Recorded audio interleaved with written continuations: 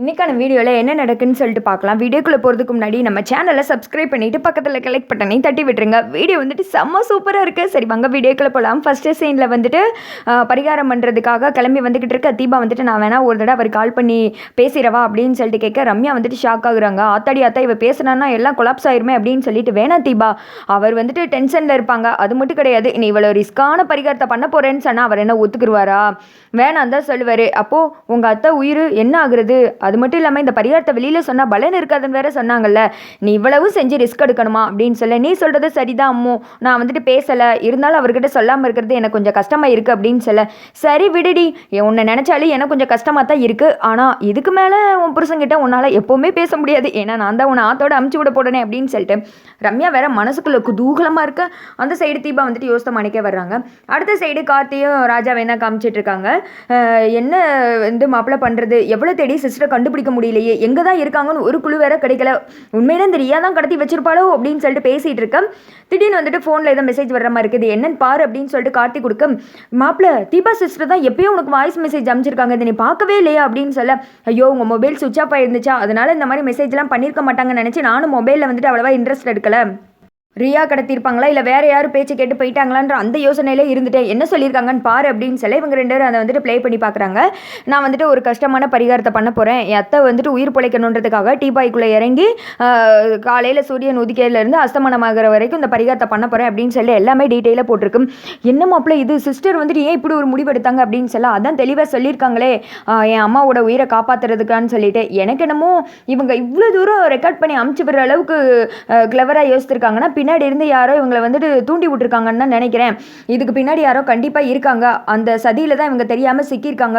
மாப்பிள்ளை அப்போ எவ்வளோ சீக்கிரம் வந்துட்டு இந்த மெசேஜை பார்த்துருந்தோன்னா இது கண்டிப்பாக நம்ம சிஸ்டர் போய் நேரம் பிடிச்சிருக்கலாம், சரி நம்ம வேமா போய் கண்டுபிடிக்கலாம் அப்படின்னு சொல்ல, அதுக்கு தானே போய்கிட்டு இருக்கோம், வேமா போகலாம் அப்படின்னு சொல்லிட்டு இவங்க ரெண்டு பேரும் கிளம்பி வந்துட்டு இருக்க மாதிரி தான் காமிச்சிட்டு இருக்காங்க. அதே சமயத்தில் இந்த திக்கும் தீபாவும் ரம்யாவும் சேர்ந்து அந்த பரிகாரம் பண்ணுற இடத்துக்கு போய்கிட்டே இருக்காங்க. மலை காடுகள் அப்படின்ற மாதிரி, நான் தான் மேப் அப்படின்ற மாதிரி ரம்யா வந்துட்டு கூப்பிட்டு போய்கிட்டு இருக்காங்க.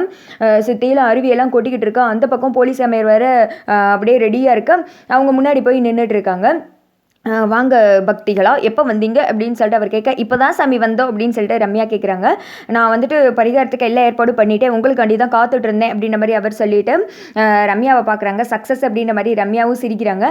சாமி இந்த டீப்பாயெல்லாம் நல்லா தானே இருக்குது, எதுவும் பிரச்சனை வந்துடாதே, ஏன்னா இவன் என்னோட பெஸ்ட் ஃப்ரெண்ட், அவளுக்கு எதாவது ஆச்சுன்னா பின்னாடி எனக்கு தான் பிரச்சனை ஆகும் அப்படின்னு சொல்ல, அதெல்லாம் ஒன்றும் இல்லை, நான் வந்துட்டு உங்களை விட எல்லார் மேலேயும் ரொம்ப அன்பாக பக்தியாக அக்கறையாக இருக்கவன், நான் வந்துட்டு ஒருத்தங்களுக்கு பாகுபாடு இன்னொருத்தங்களுக்கு நல்லதுன்னு சொல்லிட்டுலாம் நினைக்க மாட்டேன், எல்லாத்துக்குமே ஒரே மாதிரி தான் நினைப்பேன், அப்படி நான் என்ன ஒரு குறை செஞ்சிட போகிறேன், எல்லாமே நல்லா தான் இருக்குது அப்படின்னு சொல்ல, அம்மு நீ வேற சும்மா இறி, சாமியார்கிட்ட ஏன் இப்படியெல்லாம் பேசிகிட்டு இருக்க, அவர் எல்லாருக்கும் நல்லதான் நினைப்பாரு, அவர் பாட்டு கோச்சுக்கிற போகிறாரு அப்படின்னு சொல்ல, அதுக்காக சொல்லலை தீபா, இருந்தாலும் இதெல்லாம் வந்துட்டு கேட்டு தெரிஞ்சுக்கிறது நல்லதானே, என்ன நம்பி நீ வந்திருக்க, நாளைக்கு உனக்கு எதாவது ஆச்சுன்னா உன் குடும்பத்தில் நான் தானே பதில் சொல்லணும், அதனால தான் இதெல்லாம் தெளிவாக கேட்டுக்கிட்டேன் அப்படின்னு சொல்ல, குழந்தாய் நீ எதுக்கு கவலைப்படாத, உன் மேலே அந்த பொண்ணுக்கு அவ்வளோ பாசம் என்னம்மா அப்படின்னு சொல்ல, அப்படின்றாங்க ரம்யா.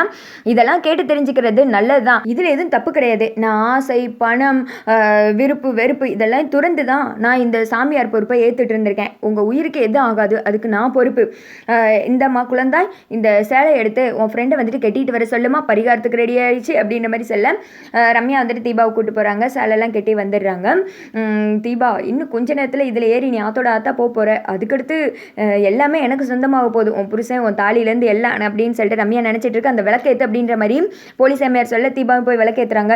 நல்லா ஏற்று, நீ கடைசி ஏற்றுற விளக்கு இந்த ஒரு விளக்கு தான், அதுக்கடுத்து வீட்டில் மருமகளாக நான் தானே விளக்கேற்ற போகிறேன் அப்படின்னு சொல்லிட்டு ரம்யாவுக்கு அவ்வளோ சந்தோஷம் தாங்க முடியல.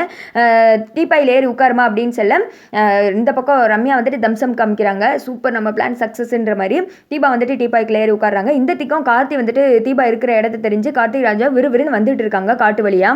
உள்ளே போனதுமே அவங்க அத்தைக்கு நல்லா சரியாகணும்னு கையெடுத்து கும்பிட்டுக்கோமா அப்படின்னு சொல்ல தீபா கையெடுத்து கும்பிட்றாங்க. உனக்கு எல்லாம் ஓகே தானே, உள்ளே ஏதாவது நர்வஸாக இருக்கா, எதுவும் முடியலாட்டி என்கிட்ட சொல்லு, நான் உடனே கையரை பிடிச்சி இழுத்துறேன் சரியா அப்படின்னு சொல்ல, சரி அம்மு எனக்கு எதுவும் இல்லை, கொஞ்ச நேரம் தானே நான் அட்ஜஸ்ட் பண்ணிக்கிறேன் அப்படின்னு சொல்லிட்டு தீபா சொல்கிறாங்க. அப்புறமேட்டி நான் மூடவா அப்படின்னு கேட்க, சரின்னு வந்துட்டு தீபா மண்டையாட்டிற, அதுக்கேற்ற மாதிரி தீபாயை வந்துட்டு ஆணியை வச்சு அடிக்கிறாங்க. நல்லா வந்துட்டு கேட்டுக்கொடி, நீ தான் வந்துட்டு என்கிட்ட பேசுறது கடைசி, அதுக்கடுத்து நீ யார்ட்டையுமே பேச முடியாது அப்படி இப்படின்னு ரம்யா மனசுக்குள்ளே பயங்கர சந்தோஷமாக நினச்சிக்கிட்டு இருக்க. இந்த டீப்பாய் இப்போ உருட்ட போகிறோம், உனக்கு ஓகே தானே தீபா அப்படின்னு சொல்ல, உருட்டுடி அப்படின்னு சொல்லிட்டு தீபாவும் சொல்கிறாங்க.